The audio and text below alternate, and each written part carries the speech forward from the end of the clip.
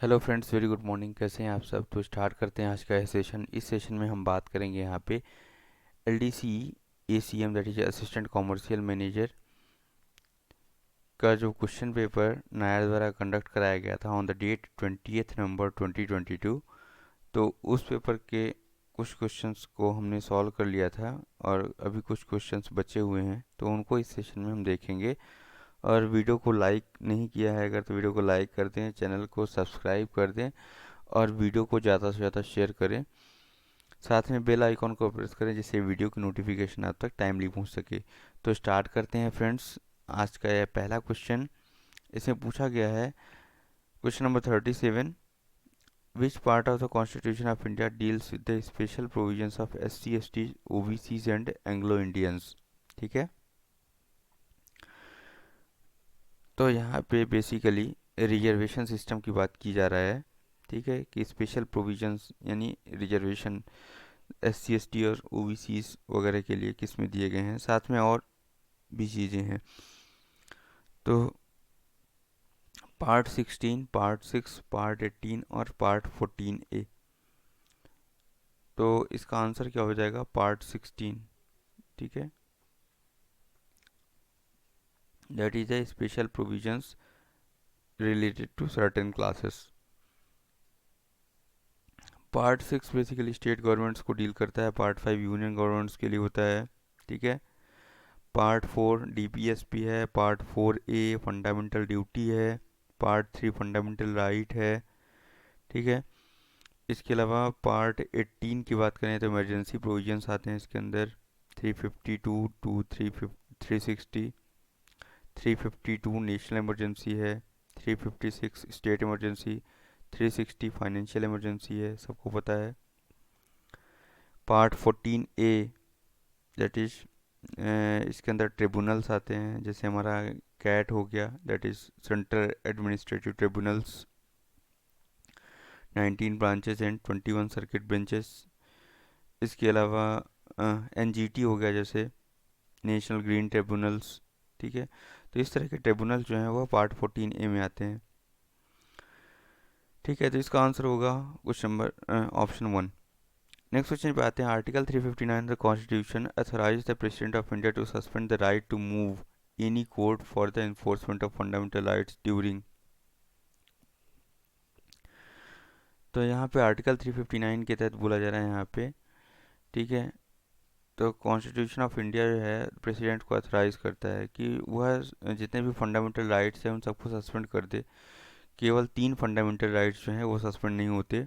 ठीक है, तो अगर कोई भी, जैसे मैंने बोला, आर्टिकल 352 आर्टिकल 360 जो है बेसिकली वो है इमरजेंसी प्रोविजंस के अंदर आते हैं। ठीक है, तो जब भी कोई हमारी नेशनल इमरजेंसी होती है, तो नेशनल इमरजेंसी डिक्लेयर होती है, तो उस केस में मैंने बताया आपको 3 फंडामेंटल राइट्स, आर्टिकल 19, आर्टिकल 20 और आर्टिकल 21, इसके तहत जो प्रदत्त फंडामेंटल राइट्स हैं उनको छोड़कर बाकी सभी फंडामेंटल राइट्स जो हैं वह सस्पेंड हो जाते हैं।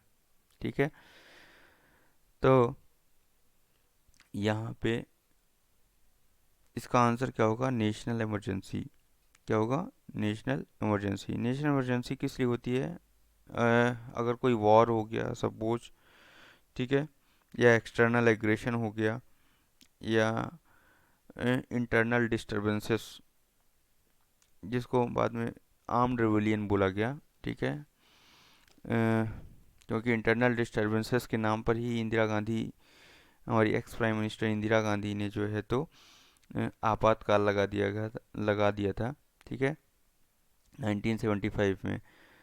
तो इस वर्ड को जो है क्योंकि ये वर्ड परफेक्टली डिफाइन नहीं था, ठीक है, इंटरनल डिस्टरबेंसेस, तो इसको बाद में फिर 44th कॉन्स्टिट्यूशनल अमेंडमेंट के तहत इसका नाम जो है चेंज कर करके आर्म्ड रिवेलियन बोला गया। तो इस तरह से वॉर हो गया, एक्सटर्नल एग्रेशन हो गया, या आर्म्ड रिवेलियन हो गया। ठीक है, तो इस केस में जो राष्ट्रपति के पास पावर है कि राष्ट्रपति can declare national emergency on the basis of these factors. ठीक है, तो आर्टिकल 358 के तहत एक जो नेशनल इमरजेंसी का प्रोविज़न आता है यहाँ पे, आर्टिकल 358 के तहत अगर बात करें यहाँ पे, तो आर्टिकल 19 जो है हमारा, जो freedom of speech and expression है, ठीक है, वह स्वतः जो है तो ऑटोमेटिक समाप्त हो जाता है आर्टिकल। और जैसे ही आर्टिकल 359 के तहत राष्ट्रपति ने ये घोषणा करी कि हम इमरजेंसी हट गई है, तो इस केस में वह आर्टिकल 19 पुनः लागू होता है, उसके लिए अलग से आदेश नहीं देने पड़ते इसके, ठीक है। नेक्स्ट क्वेश्चन को आते हैं यहाँ पे, कौन सी ग्रीन हाउस गैस के रूप में नहीं जानी जाती? Methane, nitrous oxide, carbon dioxide and hydrogen. तो इसका आंसर होगा हाइड्रोजन, ठीक है। Hydrogen is not a green house gas, where other three, ठीक है। इसके अलावा कार्बन डाइऑक्साइड तो है ही, है ना, जो कि बहुत ज़्यादा क्वांटिटी में है, ठीक है। इसके अलावा हाइड्रोफ्लोरोकार्बन जो है वो भी काफ़ी पोटेंट ग्रीन हाउस गैस है। नेक्स्ट क्वेश्चन पे आते हैं, electric bulb filament is made up of. तो इलेक्ट्रिक बल्ब फिलामेंट जो होता है वो टंगस्टन का बना होता है, ठीक है। So option number 4 is the right answer, that is tungsten. Next question पे आते हैं, यहाँ पे पूछा जा रहा है centre of modern nuclear technology in India. तो यहाँ पे न्यूक्लियर टेक्नोलॉजी की बात की जा रही है, ठीक है। CRAS, SARC, BARC। तो इसका आंसर होगा BARC, ठीक है, भाभा एटॉमिक रिसर्च सेंटर, ठीक है। तो बेसिकली यहाँ पे न्यूक्लियर टेक्नोलॉजी की बात की जा रही है ना।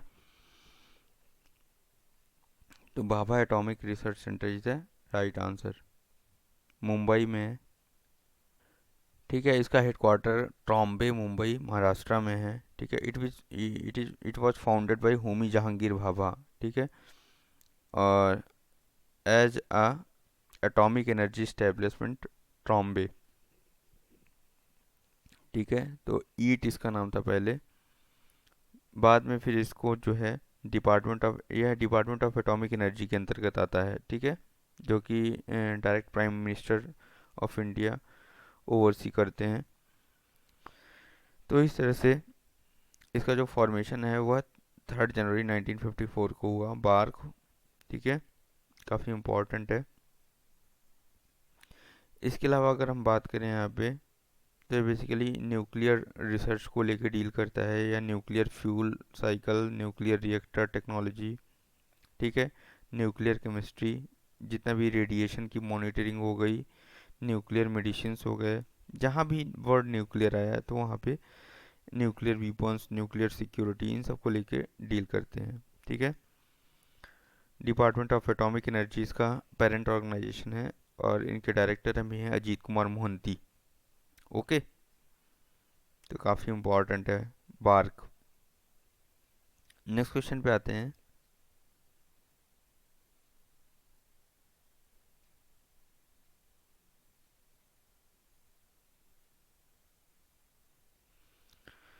पूछा जा रहा है यहाँ पे,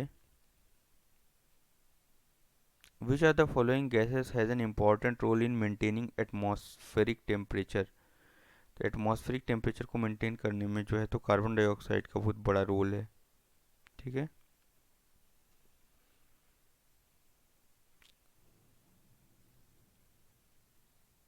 नेक्स्ट क्वेश्चन पे आते हैं यहाँ पे, radiation is harmful as it is causes skin cancer, causes anemia, alters body tissues, is unstable। तो रेडिएशन बहुत हार्मफुल है, ठीक है, it causes the skin cancer, okay. Next question पे आते हैं, melanoma that is skin cancer, ठीक है। मेलामिन होता है, मेलामिन आपको पता होगा, ठीक है, दैट इज स्किन पिगमेंट, ठीक है, जिसकी वजह से कोई गोरा होता है, कोई काला होता है। सो मेलामिन के नाम पे melanoma, melanoma skin cancer is associated with ozone accumulation, ozone depletion, acid rain and allergens, ठीक है। तो इसका आंसर होगा यहाँ पे, दैट इज ओजोन डिप्लीशन, ठीक है, ओजोन डिप्लीशन। तो एक इंटरनेशनल लेवल का एग्रीमेंट है, that is known as Montreal agreement, ठीक है, मॉन्ट्रियल प्रोटोकॉल जिसको बोलते हैं, ठीक है, जिसके तहत जितने भी ऐसे सब्सटेंस, लगभग 100 सब्सटेंस हैं, 100 प्रकार के सब्सटेंस हैं जो कि ओजोन लेयर को डिप्लीट कर रहे हैं, तो ऐसे सब्सटेंसेस को फेज आउट करना इस एग्रीमेंट का मेन ऑब्जेक्टिव है, ठीक है। तो इसका नाम याद रख लीजिएगा, इसका जो नाम है वह है मॉन्ट्रियल प्रोटोकॉल। इसको अडॉप्ट किया गया था 16 सितंबर 1987 को, ठीक है। तो काफ़ी इम्पोर्टेंट है ये। इसके तहत ये बोला गया है कि 2030 तक जो है तो ये कंप्लीट पूरी तरह से जो है HCFC जितने भी हाइड्रोकार्बन्स हैं, ठीक है, तो उन सबको जो है तो कम्प्लीटली फेज आउट कर दिया जाएगा, जो कि ओजोन को डिप्लीट कर रहे हैं उनको कम्प्लीटली फेज आउट कर दिया जाएगा 2030 तक। नेक्स्ट क्वेश्चन पे आते हैं।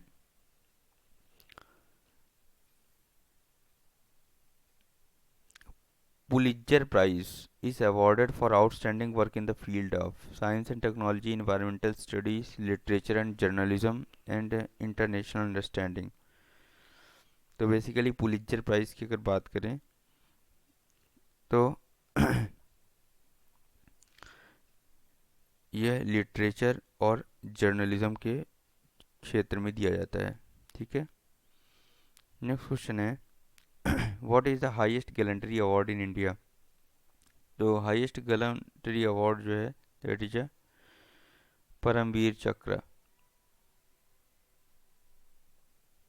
सो option number 2 is the right answer.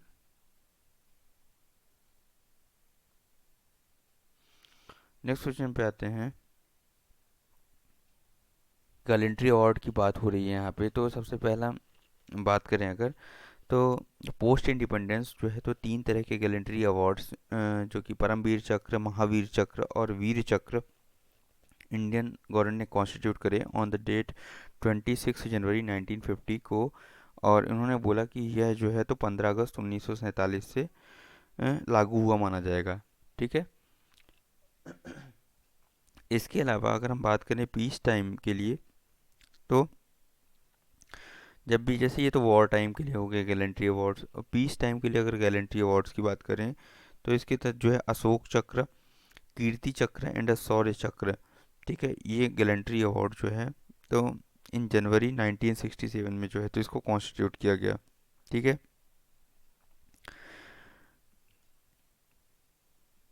और ये जो गैलेंट्री अवार्ड्स हैं ये अनाउंस किए जाते हैं ट्वाइस इन अ ईयर, ठीक है, on the occasion of Republic Day और on the occasion of Independence Day, ठीक है। अगर इनके ऑर्डर ऑफ प्रेसिडेंस की बात करें तो सबसे पहले परमवीर चक्र आएगा, फिर अशोक चक्र आएंगे, फिर महावीर चक्र आएंगे, फिर कीर्ति चक्र आएंगे, फिर वीर चक्र आएंगे, फिर शौर्य चक्र, ठीक है। देखिए ये एक लाइन से नहीं है, इनका ऑर्डर ऑफ प्रेसिडेंस बिल्कुल अलग है। सबसे पहले परमवीर चक्र, फिर उसके बाद अशोक चक्र, ठीक है। परमवीर चक्र that is war time gallantry award हो गया, अशोक चक्र that is peace time gallantry award हो गया, सबसे हाईएस्ट। इसके अलावा फिर महावीर चक्र, ठीक है, दैट इज वॉर टाइम, फिर कीर्ति चक्र दैट इज पीस टाइम, फिर वीर चक्र दैट इज वॉर टाइम, फिर Shaurya Chakra that is peace time, third gallantry award, okay. Next question पे आते हैं यहाँ पे, the Indian to beat the computers in mathematical wizardry. तो ये काफ़ी अच्छा क्वेश्चन है, इस पर मूवीज़ भी बन चुकी हैं काफ़ी कुछ, ठीक है, जिसमें विद्या बालन ने इनका रोल किया था, ठीक है। तो इनका नाम है Shakuntala Devi. So option number 4 is the right answer, that is Shakuntala Devi. Next question पे आते हैं, what is the common between Kutty, Shankar, Lakshman and Sudhir धर। शंकर, लक्ष्मण एंड सुधीर धर, ठीक है। तो film direction, drawing, cartoons, instrumental music and classical dance. तो इसका आंसर होगा ड्राइंग कार्टून। ठीक है, इनके कार्टून्स को अपन न्यूज़पेपर में देखते रहते हैं, कई बार ये मिल जाते हैं अपने आप को। ठीक है, तो काफ़ी इम्पोर्टेंट नेम है, काफ़ी इम्पोर्टेंट पर्सनालिटीज़ हैं। ठीक है, the Asian games was held in Delhi for the first times in 1951। सभी को पता है, न्यू दिल्ली में एशियन गेम्स खेले गए थे सबसे पहले 1951 में। ठीक है, नेक्स्ट क्वेश्चन पे आते हैं।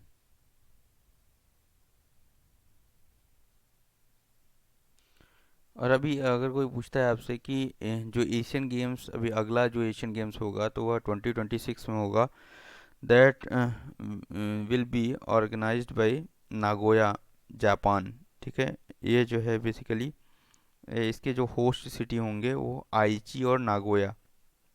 ठीक है, आइची एंड नागोया जापान में इसको खेला जाएगा। ठीक है, तो इसको भी ध्यान रखिएगा। इसके अलावा एशियन गेम्स 2022 जो है वह कहाँ पे हुआ था, दैट इज वाज ऑर्गेनाइज्ड इन होंगजो।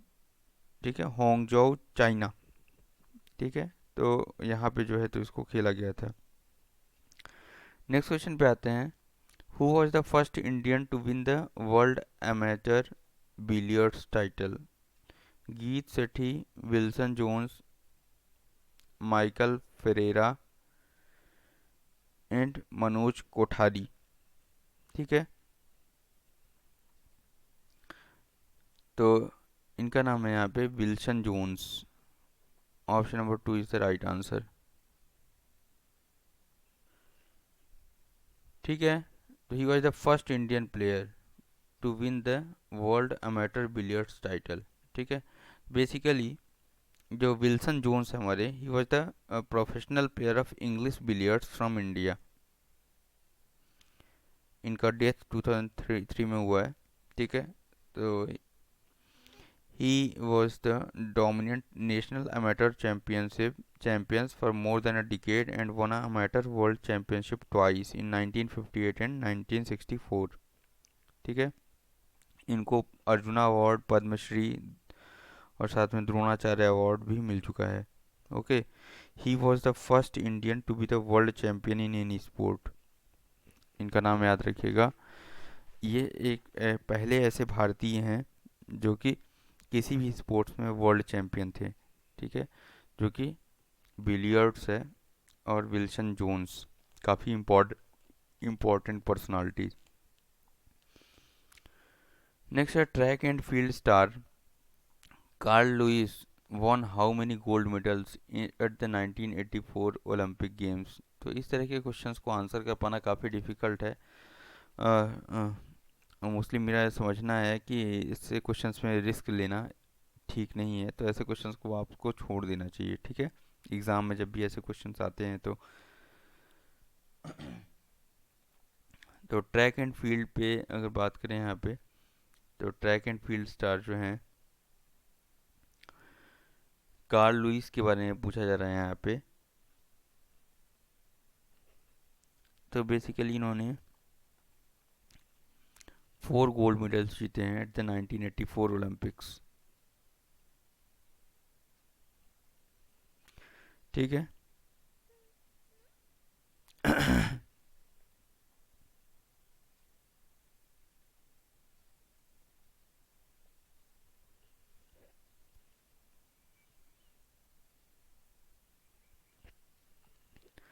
ठीक है, ये 1984 का जो ओलंपिक्स हुआ था वह लॉस एंजल्स में हुआ था।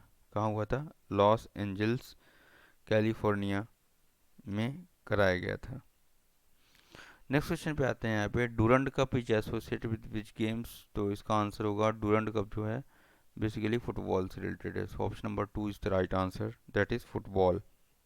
ठीक है, नेक्स्ट क्वेश्चन पे आते हैं।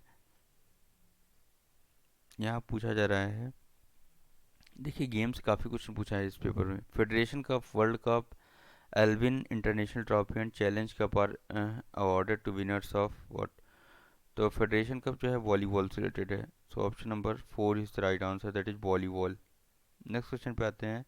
The peninsular rivers which do not join the Arab Sagar, अरे अरेबियन सीज आर, तो बेसिकली नर्मदा एंड ताप्ती तो अरब सागर को ज्वाइन करती हैं, नर्मदा एंड कावेरी, गोदावरी एंड कृष्णा, ठीक है, एंड तापी एंड कावेरी, तो गोदावरी एंड कृष्णा होगा इस राइट आंसर, ठीक है, ये वे ऑफ बंगाल में गिरती हैं। नेक्स्ट क्वेश्चन है, विच among the following cities in India is not located in golden quadrilateral road network. Golden quadrilateral बता दिया आपको, GQ, दैट इज जो कि हमारे 4 जो मेगा पॉलिस सिटीज़ हैं उनको कनेक्ट करता है, ठीक है, दैट इज दिल्ली, मुंबई, कोलकाता और चेन्नई, तो उनको बोलते हैं गोल्डन क्वाड्रिलेटरल्स, ठीक है, तो कोलकाता, मुंबई, न्यू दिल्ली हो गया, चंडीगढ़ नहीं होगा, सो option number 4 is the right answer. Next question पे आते हैं, the commodity which accounts for the maximum volume of goods transported by railways in India is iron and steel, coal, mineral oil and metallic ores, ठीक है, तो काफ़ी अच्छा question है, काफ़ी सरल क्वेश्चन भी है, ठीक है, रेलवे की प्रॉफिट के हिसाब से काफ़ी इंपॉर्टेंट है, कोल ट्रांसपोर्टेशन में नंबर 1 है, ठीक है, so option number 2 is the right answer. Next question पे आते हैं यहाँ पे, विच among the following national highways of India is the longest. देखिए अभी अभी ये नंबर जो है चेंज हो गया है, ठीक है, अभी इसका नंबर जो है वो है NH22 हो गया है, सॉरी NH44 हो गया है, ये NH1, ये जो है सॉरी NH44, यस, दिया हुआ है ऑप्शन में, बिल्कुल सही है मुझे लगा, ठीक है, NH44 is the right answer, that will connect Srinagar to Kanyakumari, ठीक है, तो NH44 जो है करेक्ट। अभी क्या है, जो नंबरिंग सिस्टम्स है उनमें काफ़ी चेंजेस ला दिया है इन्होंने, है ना, ये डायरेक्शन वाइज हो गया है नंबरिंग सिस्टम, ओके, तो मतलब जितने भी इवन नंबरिंग सिस्टम है नेशनल हाईवेज के वो सब नॉर्थ टू साउथ लाई करेंगे, और जितने भी ऑड नंबरिंग सिस्टम्स होंगे वह ईस्ट टू वेस्ट लाई करेंगे, इस तरह से कर दिया गया है, ठीक है। नेक्स्ट क्वेश्चन पे आते हैं, which regions gets first monsoon in summer, Himalayas, Western Ghat, Eastern Ghat and Gangetic plain, तो इसका आंसर होगा Western Ghat, so option number 2 is the right answer, okay. Next question पे आते हैं, वेस्टर्न घाट को हम बोलते हैं मालाबार कोस्ट, और ईस्टर्न घाट को हम बोलते हैं कोरोमंडल कोस्ट, ये भी आपको पता होगा। Subhash Chandra Bose establish the provisional government of free India at Berlin, Bangkok, Singapore, Tokyo, तो ये भी काफ़ी अच्छा क्वेश्चन है यहाँ पे, ठीक है, तो इसका आंसर होगा यहाँ पे सिंगापुर, ठीक है, सुभाष चंद्र बोस ने जो है provisional government of free India establish करी थी सिंगापुर में। Who led the armed raid on the government armoury at Chittagong in 1930, तो सूर्य सेन जो है नाम का रिवोल्यूशनरी इंडियन थे जिन्होंने गवर्नमेंट आर्मरी चिटगांग में करी थी रेड। नेक्स्ट क्वेश्चन है, who gave the title of Mahamana to Madan Mohan Malviya, तो मदन मोहन मालवीय को महामना का टाइटल जो है दादा भाई नौरोजी, गोपाल कृष्ण गोखले, रविन्द्रनाथ टैगोर और बाल गंगाधर तिलक, ये सभी बहुत गणमान्य लोग हैं, तो इनमें से ये पूछा जा रहा है कि किसने इनको महामना बोला, ठीक है,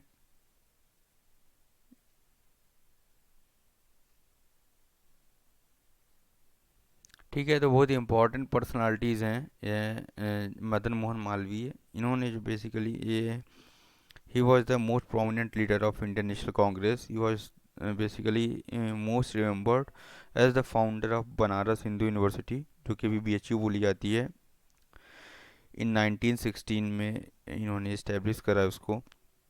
साथ में रविन्द्रनाथ टैगोर की बात करें अगर, तो इन्होंने इनको महामना बोला, ठीक है, तो Rabindranath Tagore is the right answer, RNT, ठीक है, इन्होंने महामना इनको बोला। और साथ में पोस्ट ह्यूमसली इन 2016 जो है, तो इनको भारत रत्न से भी नवाजा गया, ठीक है, तो इनका आंसर होगा option number 3, that is Rabindranath Tagore, RNT। Next question पे आते हैं, the Indian National Congress past quit India resolution act, तो क्विट इंडिया रिजोल्यूशन एक्ट जो है इंडियन नेशनल कांग्रेस ने कौन से सेशन में पास किया था, ये क्वेश्चन पूछा गया यहाँ पे। ठीक है, तो इंडियन नेशनल कांग्रेस ने जो है तो क्विट इंडियन रिजोल्यूशन, या इसको बोले quit India movement, that was the, जिसको हम अगस्त क्रांति मूवमेंट भी बोलते हैं। ठीक है, that is launched at the Bombay session of the All India Congress committee by Mahatma Gandhi on 8 August 1942। ठीक है, तो ये क्वेश्चन का आंसर जो है तो गलत होगा यहाँ पे। 8 अगस्त 1942 में बॉम्बे सेशन हुआ था, जिसमें कि महात्मा गांधी द्वारा डू और डाई बोला गया कि अब तो हमें आज़ादी लेना ही है। ठीक है, और इसी समय क्या वर्ल्ड वॉर 2 भी चल रहा था। ठीक है, और बोला कि ब्रिटिशर्स का जो रूल है उसको जड़ से अलग करो। ठीक है, और साथ में इस टाइम पे जो है क्रिप्स मिशन फेल्योर हो चुका था।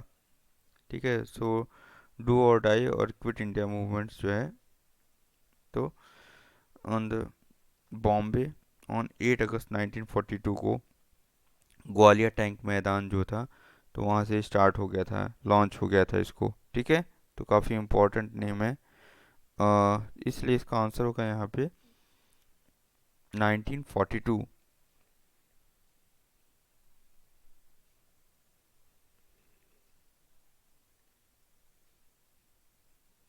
ठीक है, यह रही बात क्विट इंडिया मूवमेंट की, जो कि 8 अगस्त 1942 को हुआ।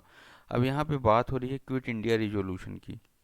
ठीक है, तो जो कांग्रेस वर्किंग कमेटी है उन्होंने वर्धा में एक मीटिंग करी। ठीक है, ऑन 14 जुलाई 1942 को, 14 जुलाई 1942 को उन्होंने वर्धा में एक मीटिंग करी और उसमें उसमें अडॉप्ट करा एक resolution demanding a complete independence from British government. ठीक है,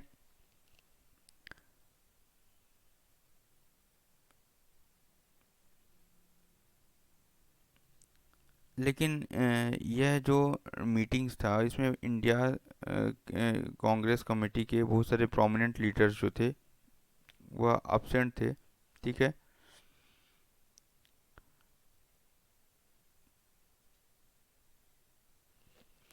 इसलिए इसका आंसर यहाँ पे क्या होगा, वर्धा सेशन 1942।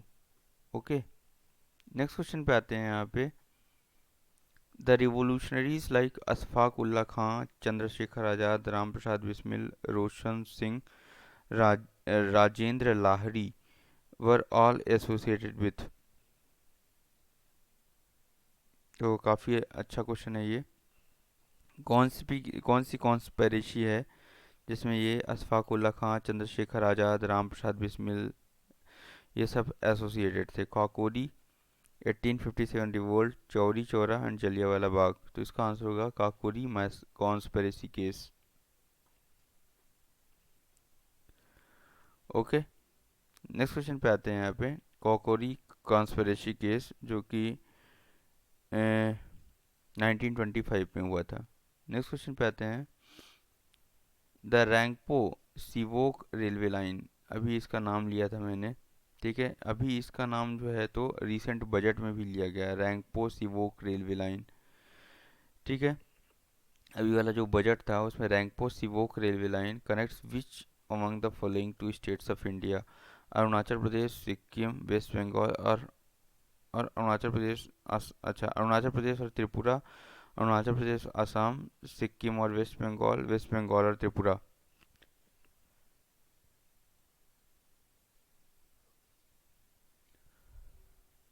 ठीक है, तो इसका आंसर होगा यहाँ पे that is option number 2, Sikkim West Bengal. So option number 2 Sikkim West Bengal को यह रैंगपो सिवोक लाइन जो है तो कनेक्ट करेगी। नेक्स्ट है a platform surrounded by rail lines from all the 4 sides. ठीक है, तो इसको क्या बोलते हैं, तो ऐसा platform that is surrounded by railway lines from all the 4 sides, that is called dock platform, passenger platform, island platform और गुड्स प्लेटफॉर्म। तो ये भी काफ़ी अच्छा क्वेश्चन है। ठीक है, तो इसका आंसर होगा यहाँ पे it is called a island platform. So option number 3 is the right answer, island platform. Shatabdi Express train was started in 1984, 88, 90 और 85। तो शताब्दी एक्सप्रेस ट्रेन को स्टार्ट किया गया था ऑन 88, 1988 में स्टार्ट किया गया था शताब्दी एक्सप्रेस ट्रेन को। ठीक है। So it was started. It was the train was announced by Railway Minister Madhavrao Sindhia on 10th July 1988 to commemorate the birth centenary of Jawaharlal Nehru. Okay.